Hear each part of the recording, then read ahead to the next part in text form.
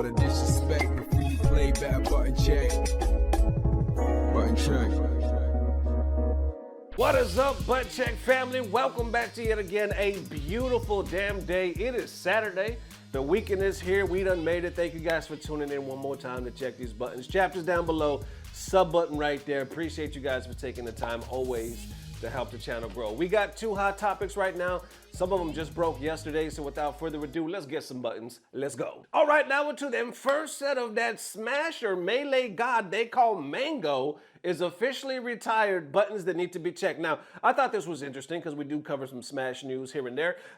Mango, y'all remember the man got into some trouble, I believe at Ludwig's party not too long ago. He got drunk, and unfortunately he's been known to, to drink quite a bit. But this time he was going around like sexually harassing people, dry humping them repeatedly, even when, they asked him to stop.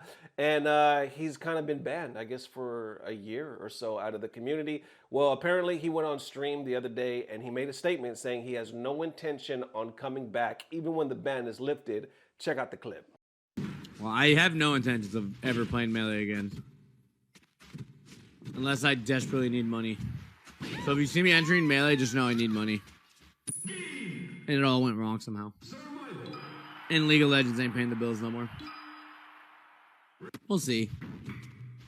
The thing is, I'm not going to play Melee if I don't have a sponsor. I'm not paying money out of pocket to go to tournaments. To make $80. Too old for that shit. Now, I'll sub-goal. But asking directly, I'm like, eh. I mean, I'm not hurting to come back to Melee. My life, actually, after Melee has been pretty fucking great. Like I said, I just make less money. Is the only drawback. But my mental health, everything, I don't travel, which is nice. I love traveling, but all I did was travel for a decade. So no Melee has been nice. I feel like staying sober would be easier at that point. I'm getting bored, I'm not gonna lie. I'm getting bored. And I plan on drinking again one day in my life. J-Bone, stop playing Melee? Joey's been retired from Melee longer than I have. Joey hasn't given a fuck about Melee in like 7 years. Stay sober? No. Eventually you'll feel meh. I just think some things are better with alcohol. And no one can tell me otherwise. Like a birthday? I don't want to fucking celebrate a birthday sober every year for the rest of my life. Like that's just not... My Christmas party with my family, I was like, I'd rather be drinking. I learned some things are actually totally cool and fine without alcohol, but I'm learning some things are just like, okay, this could use a boost. Like, that's why I'm going a year. I want to see everything without alcohol so I can, be like, okay. But yeah, we'll see where I'm at in like a few months. Like I said, I just want to go a year and then see where I'm at. I feel like I would only really stay sober if I came back to Melee. But if I'm not coming back to Melee, I'm just at home. It's like, okay, what the fuck am I doing? All right, that was interesting. And it's even more interesting because I swear I have not seen that clip. I just read the title and I was like, let's learn together. The problem is, if we can unpack, and I'll put some tweets on the screen, some people are like, he sounds like almost every recovering alcoholic. I see where he's coming from, but the I will drink again is kind of crazy. Ludwig Heike killed Melee after it made his career, and then it continues on. So I'll put some more of these on the screen. But like I was saying, like he is right in a sense. No, there's nothing wrong with drinking for a birthday, drinking for Christmas. But the problem is when you're an addict, and I know because I have had, maybe even still have certain alcoholics in my family, right? It does become a problem because you don't necessarily just cut it off. Back in my drinking days, I would always get to a certain limit and then I would be like, okay, I'm cool, because I never wanted to be that sloppy drunk. But then again, that wasn't my crutch. That wasn't my poison. You know what I'm saying? I was able to control it. If there was another area of my life when I was a dumbass, I might not be able to control it. Just like him in this particular situation, or addicts in general. That's the whole definition of being an addict, right? You don't have control over it. It has control of you. So to say, I'll only stop if Melee, but also to say I'll only play Melee if I get a sponsor saying like, nah, I won't. So basically he's making Melee the reason to stay sober. but it doesn't look like that has a good promise. So he's like, if I'm just at home, might as well have me a drink. And then if I'm having a birthday or something, I don't want to have these bored. It would be better with the boost. And you're right. That's how you think. You know what I'm saying? It would be better with the boost, but when you're in this boat, you kind of put yourself there. You kind of dug yourself this own ditch. So you have to, what do they say? You have to lay in that bed and figure it out. You know, and that's not me talking shit. That's me speaking from personal experience and people that I've had in my family and even close friends. Like, yes, it does suck. And drinking can be fun. Hell yes, we know that it can be fun. But at the end of the day, when it's taking control of you as an adult, it's up to us, whatever the addiction is. And like I said, I completely understand. It's up to us to grab that shit by the horns and be like, you know, enough is enough. We got to figure it out. But I did think it was interesting that it was kind of a relaxed, a very relaxed statement. A very relaxed statement of how he kind of sees the future. I don't know, man. I'm not here to judge, but I'm here to say, you know, and I'm here to report the news. And I'm here to say, I wish him the best. How y'all feeling? Let me know. All right, next up for them blatant cheaters on the Tekken World Tour, buttons that need to be checked. Sadly, it doesn't look like this is gonna go away anytime soon. We did cover this, I don't know, like earlier or later last year.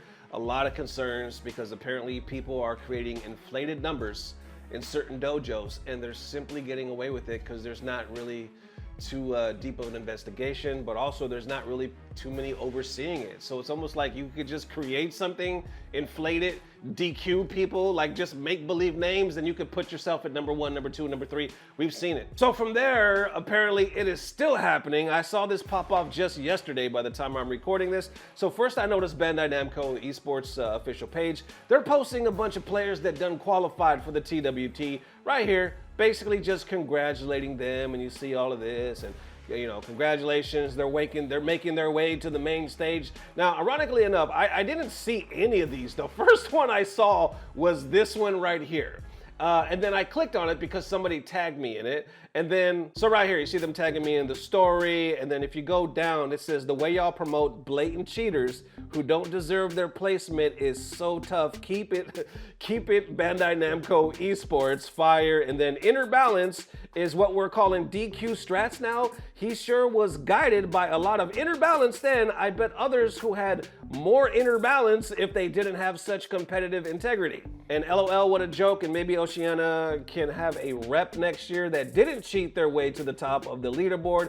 Competitive integrity, go Burr. So it continues. It literally does not stop from there. Everything, like, once again, right here we go. Here we go, the meme. Bandai Namco when players commit fraud to qualify for TWT finals. Bandai Namco when newcomers demand massive buffs to their characters. Then more laughing, and imagine tweeting a blatant cheater and being proud of it. I see why Harada left, and now they're just rubbing it in our faces at this point. Salt on the wound. Then going deeper right here, I see Black Panther posting saying, I am raising serious concerns regarding Rob's Tekken Dojo events and their impact on the TWT qualifications. Upon examination, it's obvious that he heavily inflated the numbers, leading to a maximum number of points. During Rob's Jeddah Dojo 4, a large number of Start.gd accounts were created simultaneously. These accounts follow identical AI-like naming pattern with no meaningful variation. The chances of over 50 people signing up with these similar names is extremely low. Additionally, the event shows 0 disqualifications despite being a fully populated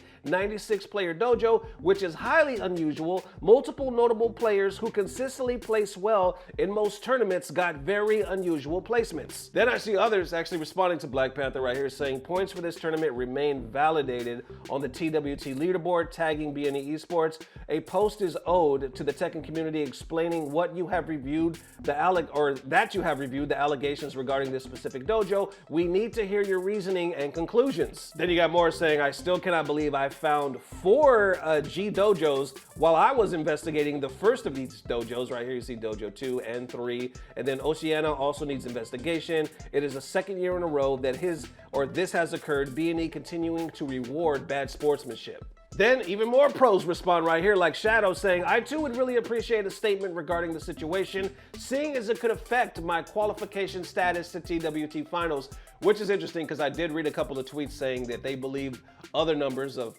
qualifiers were inflated, and if they didn't qualify, then actually that spot should have went to Shadow. Joe Crush actually adds to this as well, saying, I had 96 plus dojo packs invalidated this year because of one match of mine not being a random stage, and another 96 plus dojo DreamCon invalidated because it was too many DQs, yet they still allow multiple people to qualify for the TWT finals via multiple fraudulent tournaments. So glad I stopped caring about this failure of a season a long time ago. Get your shit together, Bamco. And even articles are starting to emerge right here saying, since pretty much no mainstream media platform is talking about it and Bandai Namco has been silent, I put together an article of players who allegedly cheated their way to the TWT qualifications. You can draw your own conclusions on if they cheated or not. Now, I'll also post that link down below if you guys want to see that. So this is what it looks like right here. Tekken 8 pros furious as blatant cheaters manipulate dojo system to qualify for TWT finals.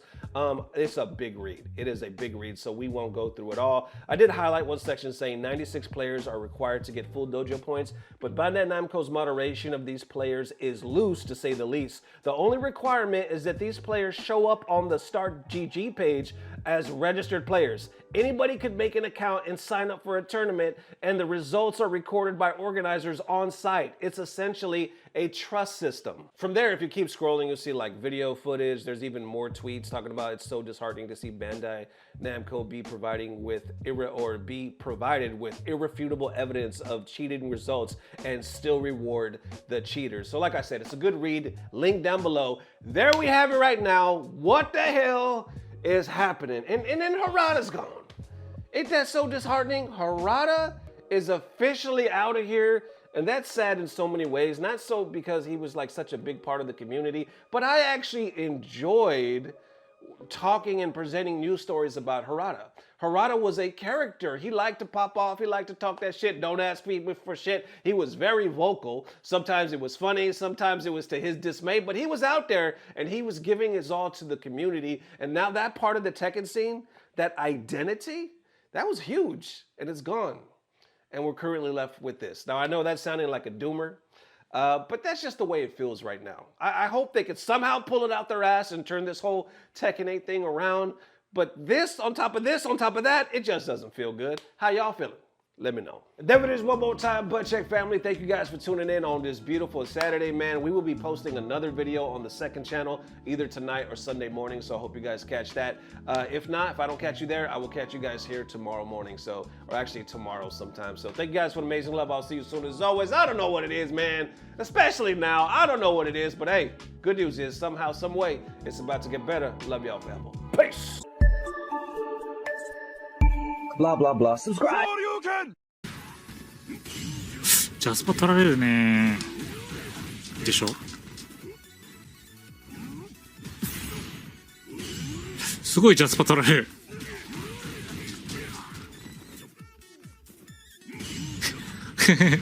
これチートだろ絶対。チートでしょこれ。なるほどな。これは 100% でしょさすがに。今日はいける。よし。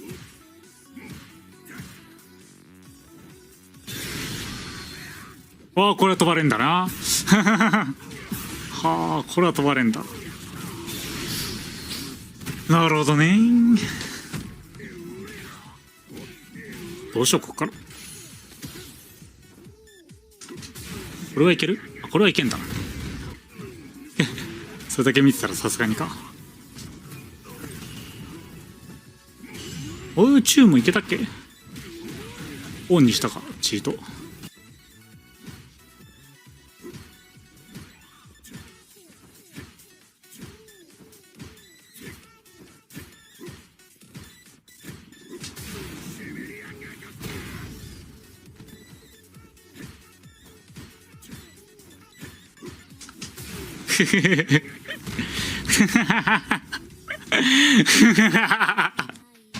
切断しやがったこの下手くそチーター。